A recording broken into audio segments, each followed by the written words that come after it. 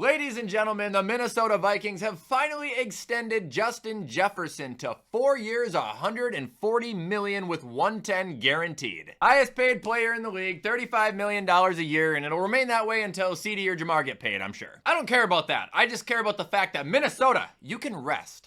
Anyway, what is going on, ladies and gentlemen? Welcome back to another video, and welcome to me predicting NFL quarterback stats for 2024-2025.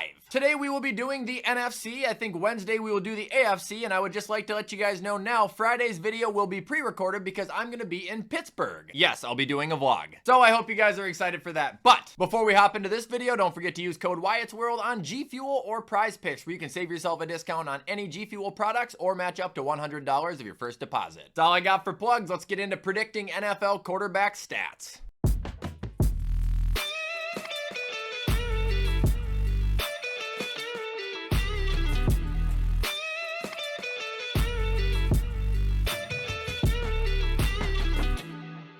All right, so beginning with the NFC North and the Chicago Bears, we will be predicting Caleb Williams first. Look, I know a lot of people hate this dude because of his personality, but I don't really have any disdain for him because I didn't really watch a lot of college football. Yeah, like, I think he's cocky, but that's it. If you're asking me, if you go watch his tape and any of the clips you see from training camp, I think the guy actually looks pretty damn good, too. I think he throws for 4,000 yards, 24 touchdowns, and 12 picks. And yeah, he'll be the first ever quarterback in Chicago Bears history to actually hit 4,000 passing yards in a season. From what I'm seeing he did in college, and looking at the room he's gonna be in now, literally everyone down to the running back, DeAndre Swift, can catch the damn ball there. I think he's actually set up for success in this situation, and he's gonna be able to grasp it. Moving on, we will go to J.J. McCarthy out of the Minnesota Vikings. I got J.J. throwing for 3,600 yards, 20 touchdowns, 10 interceptions. Another quarterback who's thrown into a great situation. Honestly, I don't think you can be put in a better one. But looking at J.J. in college, it didn't look like he was ever really a gunslinger. Looked like he's kind of a total package deal, and it does look like he's a smart guy, so I don't think he's going to turn the ball over a lot, but I think he's going to be very cautious this year, and it's going to be kind of slow. Now, back to Caleb, on the other hand. I think he's going to be more explosive, but he's going to be a little bit more careless. Next quarterback we got is going to be Jordan Love. Look, he started off a little bit rough last year, but when he settled in after about the mid-season point, he looked like a fucking elite quarterback. I have no reason to believe there's going to be any sort of regression with him. I actually think he's going to do slightly better than he did last year, logging 4,300 passing yards, 34 touchdowns, 9 picks. And for people who are still Jordan Love doubters, I think this is going to be a really long year for you.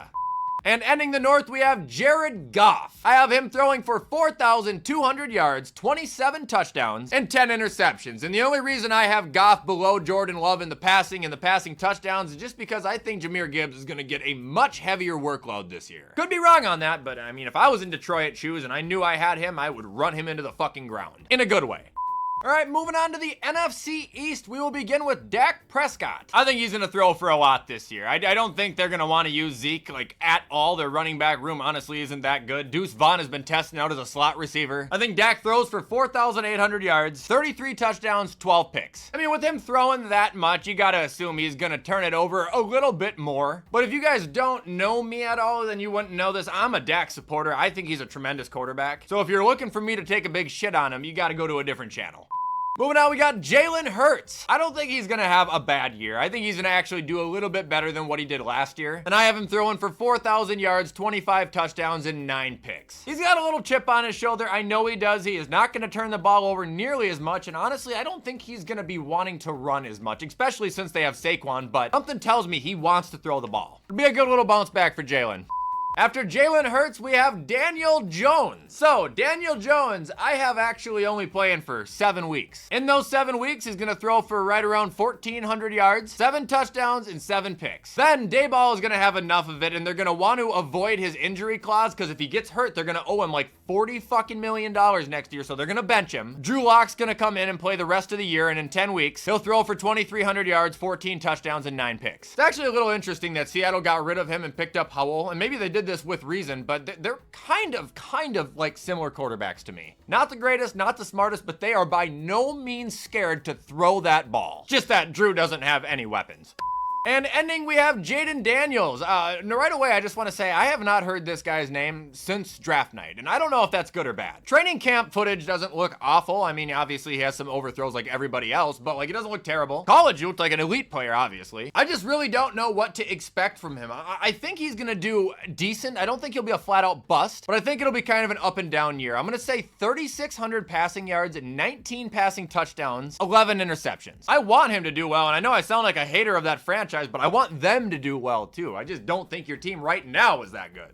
All right, now moving on to the NFC West, we will start with Matt Stafford. I think he's going to kind of light it up this year. I got him at 4,200 passing yards, 28 passing touchdowns, and 14 interceptions. He has got a fantastic receiving room there, and to Matt Stafford, age is only a number. Like I said, he does not care how old he actually is. To him, he's always 21. Meaning he's going to go out there and he's going to throw until his arm falls off his body, and also it's Matt Stafford, so we know he's not afraid to take chances. That can be good, that can be bad. It's also where the 14 interceptions come from. But the way I see Matt Stafford looking at this year, man, is this is going to be one of the best situations that he might ever be in again. He is not going to waste it. I'm a Matt Stafford guy. He's a dog.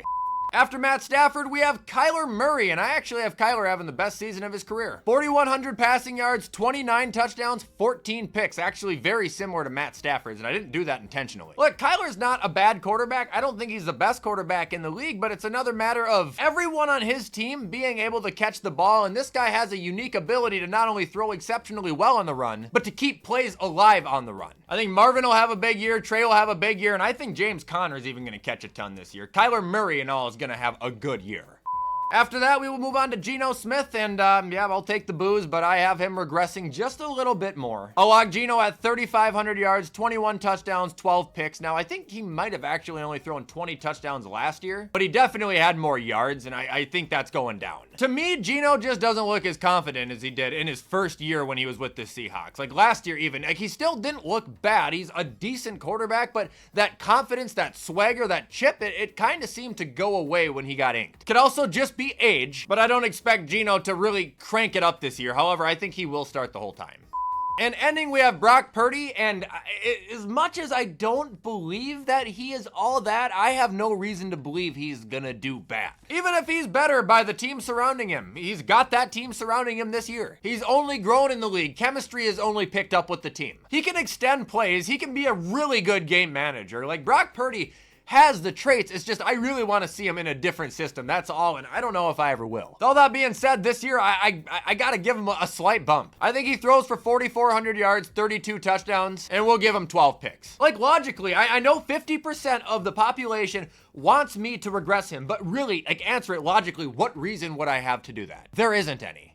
Now, ending with the NFC South, we will begin with Baker Mayfield. He's another guy that I think is going to be a lot more intact with his team this year. A lot more comfortable, a lot more chemistry going on. I think he's going to take a lot more chances, which means I have him throwing for 4,200 yards, 29 touchdowns, but I also have his interceptions going up to 13. Nothing about that stat line was supposed to be insulting, so I hope no Tampa Bay fans took anything there insulting. I think Baker's revived his career, reinserted himself into a firm starter picture, and if he continues to play well, he could maybe even sneak back into that top 10 convo. For me, he's not there yet. Now moving on, we have Derek Carr. I think Derek Carr plays for 9 weeks. In those 9 weeks, he throws for 2,000 yards, 13 touchdowns, and 9 interceptions. Then they will switch to Spencer Rattler, who I think in 8 games throws for 2,200 yards, 16 touchdowns, and 7 picks. Not a ton better. He's a rookie. I wouldn't expect him to be a ton better, but I would expect anyone to be better than Derek Carr.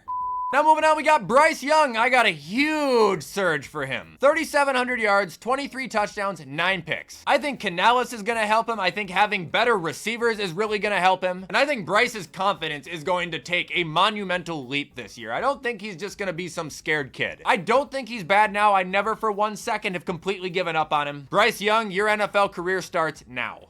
And ending, we have Kirko Chains. I have Kirk Cousins throwing for 4,200 yards, 31 touchdowns, and 10 picks. That's a Kirk Cousins year. Not that Kirk was ever mobile to begin with, but this year I have him having zero mobility at all, just sitting in the pocket, which is where he's best and most deadly, by the way. He'll have a heyday with Pitts in London and Bijan. Atlanta's going to be a good team, but I don't think that Kirk is just going to come out and have the best season of his career, especially now coming off of a torn Achilles. Should have never left Minnesota. Stay out of Gotham. And that is going to be all, ladies and gentlemen, for me predicting quarterback stats for the upcoming season. If you like this video, you already know what to do to show support. If you disagree, let me know in the comments. Like I said, Wednesday should be the AFC video. Friday will be pre-recorded. I hope you guys have a great week as always. And until next time, take it easy.